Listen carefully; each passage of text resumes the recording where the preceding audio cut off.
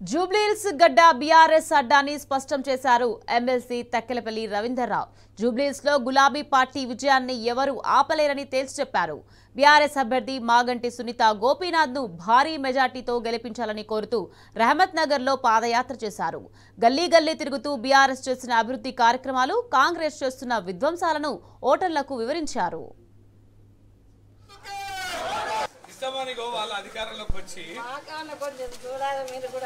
ఇక తప్పనిసరి ఈసారి మళ్ళా కేసీఆర్ ముఖ్యమంత్రి అవుతాడు. మనం మీరు ఏం చేస్తారో చెప్పండి.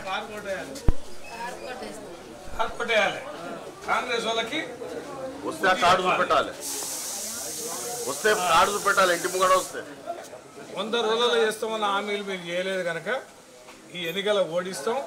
మళ్ళా నువ్వు చేయి, ఈ సంగతి ఏదో అప్పుడు తెలుసుకుంటాం. భర్త పోయిన వాళ్ళకి పెన్షన్లు ఇస్తామని అన్నారు, కొత్త పెన్షన్లు లేవు.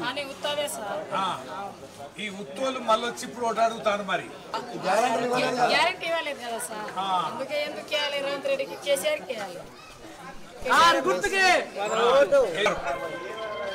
వాళ్ళ వరకు మా పెన్షన్ల సంగతి ఏమైంది? మాకు 2500 నెలకు మహిళకి ఇస్తామని అయ్యేమైనాయి. మా బతుకమ్మల సీరియల్ ఏమైనాయి? తర్వాత పోతే తులం బంగారం అనేవి అదేమైంది? ఈ పిల్లల చదువులకు 5 లక్షలు ఇస్తామన్నావు అయ్యేమైనాయి. ఆడపిల్లల స్కూటీలు ఇస్తామన్నావు అయ్యేమైనాయి.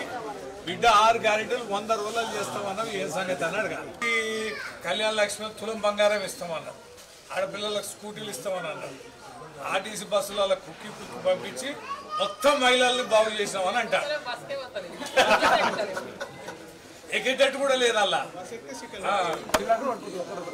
ఏసుడు అన్ని రకాల బోగస్ మాటలు ఇచ్చిన 100 రోజులు చేస్తామని. ఇప్పుడు ఈ ఎన్నికల బుద్ధి చెప్తేనే మళ్ళీ 3 ఏళ్ళ ఒళ్ళొంపుతాడు.